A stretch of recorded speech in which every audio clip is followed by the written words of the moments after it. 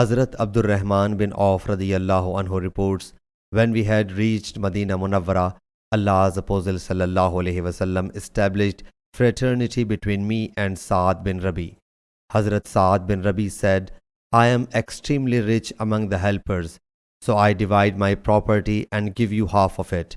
And see both of my wives, and whichever of the two you may like, I will divorce her, and when she has completed her prescribed period, you may marry her. Hazrat Abdurrahman said, I am not in need of it. Is there any market here? He said, Kainuka Bazaar is there.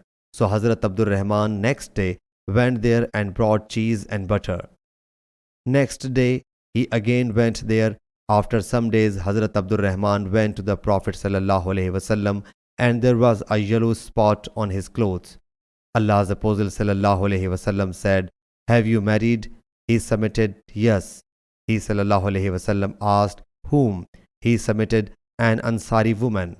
He sallallahu alaihi wasallam asked, What have you given as doer, jointure? He submitted, Gold equal in size to a dead stone.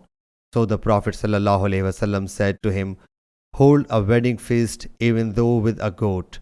Sahih Bukhari, Hadith number 2048.